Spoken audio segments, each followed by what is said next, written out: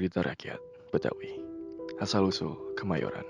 Pada abad ke-17, Ordinary Raad van Justice binnen het Castle Batavia, atau Dewan Kehakiman pada Benteng Batavia, memutuskan bahwa tanah yang berada di Pisang Batu dinyatakan dimiliki oleh gubernur yang semulanya dimiliki oleh 3 saudagar kaya dari Cina. Lantas, ketiga saudagar ini pun tidak terima begitu saja dan menyatakan keberatannya karena nilai ganti rugi yang diberikan oleh sang gubernur sangat kecil. Belum lagi, tanah yang semulanya mereka miliki akan dipakai sebagai jalur kereta api. Tak lama kemudian, mereka mengajukan gugatan ke Raad van Justitia. Pembangunan jalan kereta api itu akan melewati daerah Ancol, Pisang Batu, dan Kemayoran, dan merupakan prioritas gubernur. Dalam rencananya, kereta api malam antara stasiun Tanjung Priok dan Beos akan dihapuskan. Untuk penggantinya, akan dijalankan kereta api malam hari dari Tanjung Priok ke Senen, melewati 3 halte tersebut. Langkah tersebut dilakukan karena adanya kereta api malam dari Tanjung Priok ke Beos, yang membuat tingkat kejahatan di kawasan kota lama meningkat. Daerah Kemayoran memang memiliki posisi yang sangat strategis, terletak di sebelah timur Jalan Gunung Sahari yang dikenal sebagai Grote Zuiderweg atau Jalan Besar ke Selatan. Kawasan tersebut sangat berpotensi menjadi penghubung antar pelabuhan Tanjung Priok dengan kawasan perdagangan di Kota Lama dan sentra ekonomi di Senen. Sebelumnya, Kemayoran memang lama dikenal oleh orang-orang, namun sampai akhir abad ke-19 kawasan itu kurang berkembang karena jalannya masuk ke sana terbatas. Satu-satunya jalan yang menembus kawasan penuh sawah itu hanya Jalan Kompeni melalui Mangga Besar menuju Sunter. Dibandingkan distrik lain, penduduknya sangat sedikit. Saint Martin adalah salah satu influensi besar dari kisah perjalanan lama Kemayoran. Dia adalah satu pembesar kompeni yang patut disorot dalam lembaran sejarah Jakarta.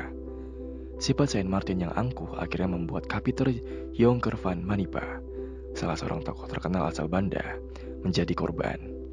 Kapiten Jonker memiliki banyak jasa kepada kompeni, sehingga ia dihadiahi tanah di Pejangkoran. Tetapi Saint Martin meremehkannya karena ia berkulit hitam. Kapiten Jongken yang merasa tersinggung akhirnya tewas sebagai buntut dari sebuah serbuan kompeni ke tempat tinggalnya. Saint Martin merupakan tokoh yang sangat dibanggakan oleh kompeni. Walau tidak sehebat Jon Pieterszoon Koen, ia memiliki keberanian dan kekejaman dalam menumpas lawan-lawan kompeni. Ia banyak terlibat dalam menghadapi kerajaan-kerajaan yang enggan tunduk kepada kompeni. Dia pernah berunding dengan Sultan Haji dari Banten yang kemudian mengikuti kemauan kompeni. Nama lengkapnya cukup panjang, Isaac Del Oostal de Saint Martin. Konon kala, ia adalah seorang baron. Dalam tanda tangannya di atas kontrak dengan Banten tanggal 28 Februari 1686, tercantum namanya di bawah satu mahkota. Menurut Dak Register, agenda harian Kastil Kompeni, pada tanggal 14 April 1696, Saint Martin dilahirkan pada tahun 1629. Semula, ia masuk menjadi salah satu serdadu kompeni tanpa disengaja. Kemudian, ia pun menjadi letnan di Betawi pada 19 Juli 1662. Dalam catatan Der Register 31 Maret 1663, ia dipilih untuk berangkat ke Kosin atau Indochina dan kemudian juga Kolombo. Kemudian, pada tahun 1664, ia ditunjuk sebagai kapten sementara untuk bidang hukum di Kolombo. Di kota tersebut, karirnya melonjak dengan cepat dan diangkat menjadi komisaris di bidang politik Dewan Gereja Kolombo. Pada tahun 1670, ia meninggalkan posnya di Kolombo. Ia tiba di Betawi pada tahun 12 November 1672 dan diangkat sebagai kapten. Selain sebagai serdadu yang kejam, Saint Martin juga dikenal sebagai tukang main tanah. Tanahnya yang luas pun tersebar di mana-mana. Di sebelah timur Bekasi, ia memiliki sebidang tanah luas yang meliputi kebun tebu, penggilingan gula, dan sebuah kebun buah-buahan. Tanah itu dimiliki sebelumnya oleh Jan Francis Holstein, tercatat pada tanggal 10 Oktober 1693, sebelum Saint Martin membeli tanah tersebut pada 15 Oktober 1695 dengan harga yang sangat murah, yakni 125 riksdaler, mata uang Belanda dari perak yang sebelumnya senilai 2,5 gulden.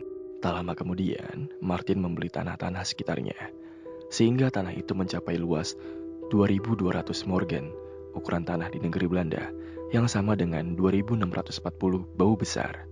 Pada peta tahun 1696 atau sesudahnya, Tanah yang terletak di tepi Sungai Bekasi dan di Muara Kali Kemarangan itu tertulis kebun dari Yang Mulia Mayor.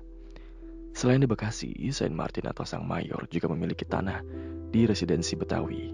Banyak orang menyebutkan ia memiliki sebidang tanah yang luas berupa kebun, padang rumput, dan tanah pembibitan dengan bangunan rumah-rumah batu.